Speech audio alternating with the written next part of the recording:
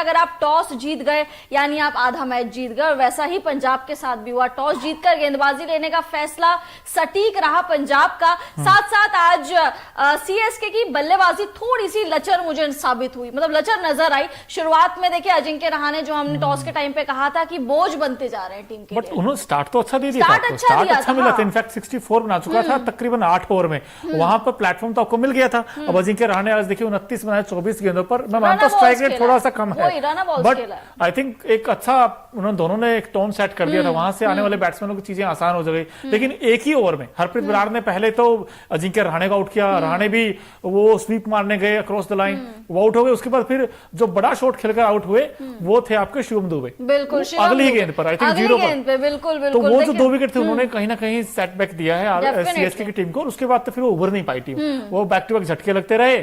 और एक आंकड़ा बता रहे थे अभी थोड़ी देर पहले श्रद्धा पांडे की, मोनू चहल 8 से लेकर 15 ओवर के बीच तो बाउंड्री नहीं आई। बिल्कुल बाउंड्री नहीं आई। देखिए मिडिल ओवर्स में ऐसा पहली बार हुआ है कि सीएसके की एक भी बाउंड्री नहीं लगी हो, मतलब आप सोचिए कितना ज्यादा बड़ा सेटबैक है। साथ साथ 2021 से अभी तक पंजाब को मतलब सीएसके जीत नहीं पाई है पंजाब के सामने, तो ये भी बहुत बड़ा सेटबैक। इनफैक्ट जो आपने आंकड़ा बताया है 8 से 18 to 15 ओवर के बीच का, ये तो इतिहास में पहली बार हुआ होगा, क्योंकि सीएसके 5 बार की चैंपियन है। और उस टीम से आप क्या उम्मीद करोगे भाई? 8 से लेकर 15 तकरीबन दोस्तों T20 की हम 20 ओवर होते हैं, उसमें से अगर आपने 13 ओवर ही बैटिंग की है भाई, 7 ओवर तो बहुत हो जाते हैं जिसमें बाउंड्री नहीं आई है। सो आई थिंक भाई कहीं ना कहीं सीएसके चौक कर गया, और कहीं ना कहीं जब ये राइट टाइम है ना, यहाँ सीएसके आ रहा, तो मुझे लगता है सीएसके फंस गया, बहुत ज्यादा फंस गया। और देखिए आज अभी आपके पास मुस्तफिजुर भी अवेलेबल है, फिज आपके 2 या 3 मैच बाद चले जाएंगे, होपफुली दूसरे मैच के बाद फिज चले जाएंगे। उसके बाद आपकी गेंदबाजी कहां जाएगी? आज कहीं ना कहीं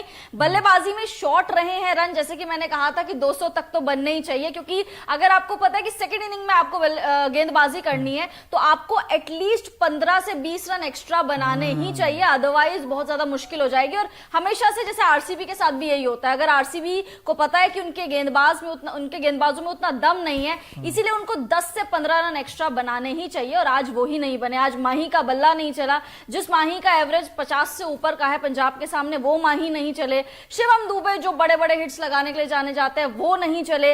रहाणे फिर फ्लॉप हुए, रहाणे को तो बोझ बन गए हैं, बैक पता नहीं क्यों कर रही है सीएसके की टीम। और उसके बाद देखिए ऋतुराज करे, थोड़ा सा उन्होंने चलाया वहां से पारी को, थोड़ा सा स्टार्ट उन्होंने अच्छा दिया, 3 अर्धशतक उन्होंने बैक टू बैक लगा दिए हैं, तो वो अच्छी बात है। लीडिंग फ्रॉम द फ्रंट का काम कर रहे हैं, शायद हार्दिक पांड्या से भी हम यही उम्मीद कर रहे हैं। बिल्कुल, लेकिन आज उम्मीद इनसे बड़ी थी। ये स्टार हैं आज हरप्रीत बराड़, जिन्होंने 4 ओवर में सिर्फ 17 रन दिए और 2 विकेट भी झटके हैं।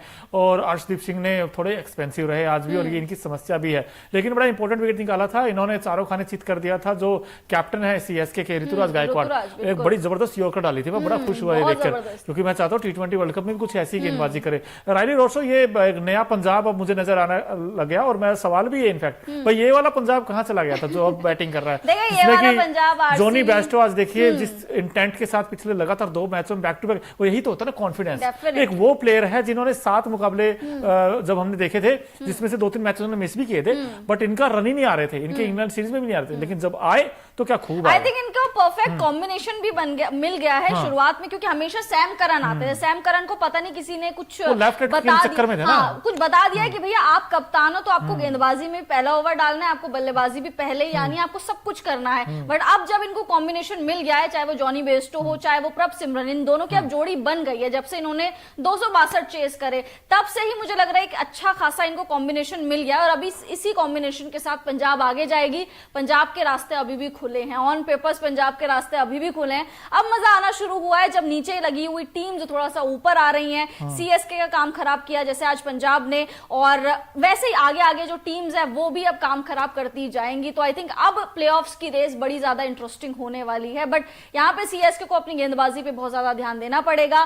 क्यों? क्योंकि चिपॉक का जो मैदान है वो स्पिन फ्रेंडली है, बट अगर आप सेकेंड इनिंग में अगर आप गेंदबाजी कर रहे हो तो आपको बाउंस भी देखने को मिलेगा, तो बॉल लहराएगी भी, तो आपको पेस भी देखने को मिलेगा। और आज पेस के मामले में मुस्तफिजुर रहमान जो है उतना विकेट नहीं चटका पाए, हालांकि इकोनॉमिकल साबित जरूर हुए, बट विकेट्स नहीं उनके खाते में। भाई जो मर्जी कहो पांडे जी, आपकी टीम बहुत ही, मैं कहता हूं आज बहुत चौक किया, क्योंकि भाई सीएसके को सीएसके में हराना वाकई बहुत बड़ी बात है, और पंजाब ने वो किला भेदा है। और हम प्री मैच शो में बात कर रहे थे, मैंने कहा आंकड़े ठीक है, आप बहुत आगे नहीं हो पंजाब से कि सीएसके बहुत आगे है भाई, पूरा डोमिनेंस दिखता है। आज तो डोमिनेंस कहीं दिखा ही नहीं है, ना कि बैटिंग में ना बॉलिंग में। बिल्कुल 5 बार की चैंपियन टीम को लगातार 5 बार पंजाब ने हराया है 2021 के बाद से।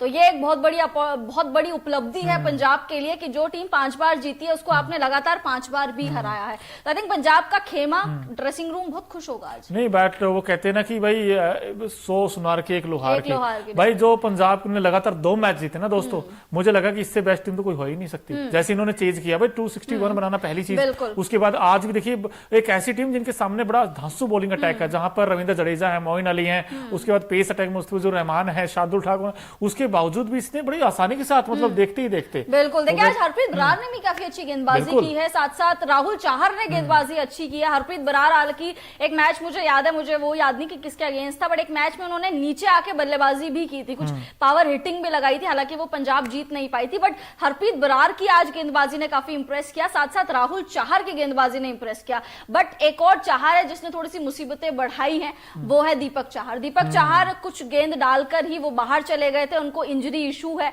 और दीपक चाहर का हमेशा से आईपीएल में ये है कि भाई कुछ मैच खेलते हैं उसके बाद इंजर्ड हो जाते हैं, शायद इसीलिए वो इंडिया भी ढंग से नहीं खेल पाते। तो आई थिंक ये वो बहुत बड़ा। और दीपक चाहर को वैसे गेंदबाज है जिनको थोड़े बहुत मूवमेंट चाहिए विकेट के ऊपर, जब होगी तो वो थोड़ा गेंद लहराते हैं, उनका आउट स्विंग भी जाता है, इन स्विंग भी जाता है, लेकिन जहां पर फ्लैट विकेट होगा, जहां पर घास नहीं होगी, वहां पर वो स्ट्रगल करते हैं। वही बिल्कुल उनकी ताकत है स्विंग करवाना, अदरवाइज उस गेंदबाज के बाद आई एम सो सॉरी कुछ है नहीं स्विंग के अलावा। और ये भी तब है जब गेंद वो थोड़ा आगे करता फुल लेंथ, तब 2 दिन चौके पड़ गए ना, फिर पीछे लेंथ छोटी कर देते हैं, फिर उसके बाद शॉट अच्छे बड़े अच्छे लगते हैं, उनको पिटाई भी मिलती है। अगर उनको स्विंग मिल गई तो वो खिलाड़ी विकेट ले लेगा, अदरवाइज अगर स्विंग नहीं मिली शुरुआत में तो फिर उसकी बहुत ज्यादा पिटाई होती है। बट आज वो बाहर गए, थोड़ा सा उनका इंजरी इशू आ गया था। माही का बल्ला नहीं चला यार आज। माही का बल्ला कैसे चलेगा, क्योंकि पंजाब की टीम ने आज बिल्कुल कंप्लीट कहते हैं ना कंप्लीट पैकेज वैसी परफॉर्मेंस दी है। और दोस्तों आज देखिए पंजाब ने टॉस भी जीता और मैच भी जीता, आज दोनों काम किए उन्होंने पहले सीएसके को कहा कि आप बैटिंग कीजिए,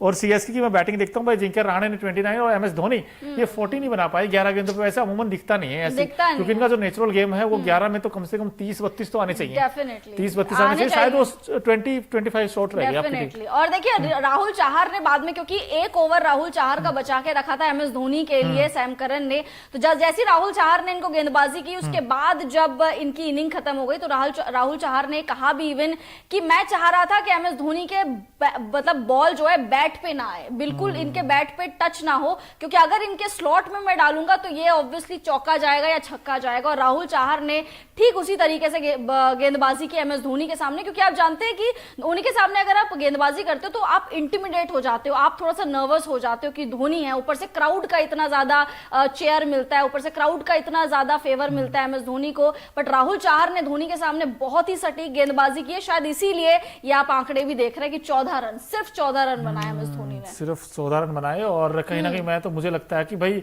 पता नहीं, आपसे मैं जानने की कोशिश करता हूं कि सीएसके का जो टर्निंग पॉइंट कह लीजिए या हार की वजह आपको क्या लगती है, क्या वो बॉलिंग का वो दमखम ना दिखाना, या फिर वो जो 64 विदाउट लॉस था, 64 पर फिर 1 फिर 2 फिर 70 पर 3, यानी कि 10 ओवर में सिर्फ 70 रन थे और 3 विकेट थे, क्या वो जल्दी से कोलैप्स होना मिडिल ओवर का वो एक रीजन है? देखिए मुझे लगता है कि 2 रीजन है। अगर बैटिंग में देखेंगे तो ऑब्वियसली वो जो मिडिल ओवर्स में था जहां पे ये कोलैप्स कर गई थी पूरी टीम, अगर ऊपर से रहाणे नहीं चले, ऋतुराज नहीं चले, और साथ साथ एक बड़ी चीज कि अगर शिवम दुबे नहीं चलते तो ये टीम हार जाती है। तो अब ये टीम को देखना पड़ेगा कि शिवम दुबे के अलावा आपके कौन चल सकते हैं। डेरिल मिचेल क्यों रन नहीं बना रहे, एक मैच में रन बना के क्यों शांत हो जा रहा है, अजिंक्य रहाणे को आपने क्यों इतना ज्यादा बैक करा हुआ है, हालांकि पिछला सीजन अजिंक्य रहाणे का अच्छा रहा, बट इस सीजन क्यों आप डेरिल मिचेल या ऋतुराज से ओपन भी करवा सकते हो। तो वो चीजें भी हैं, जो मिडिल ओवर्स में एक भी बाउंड्री नहीं लगी, वो भी टर्निंग पॉइंट है। साथ साथ एक जो दूसरी इनिंग में शशांक सिंह का कैच छूटा था, वो भी बहुत बड़ा टर्निंग पॉइंट हो सकता है कि अगर वो कैच पकड़ लेते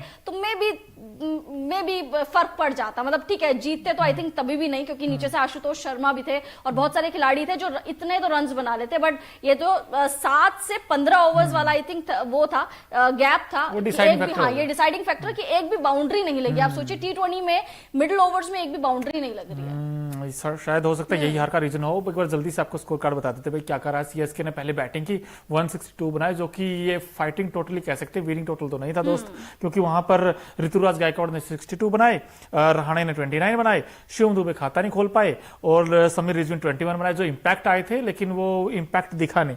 उसके बाद मोइन अली आए 15 बनाए और एमएस धोनी सिर्फ 14 बना पाए, यानी कि 20-25 रन की टीम शॉर्ट रह गई। और जब बैटिंग आई पंजाब की टीम की, पंजाब ने बड़ा बिंदास क्रिकेट खेला आज, खासकर मैं बड़ा इंप्रेस हुआ जोनी बेस्टो के इंटेंट से।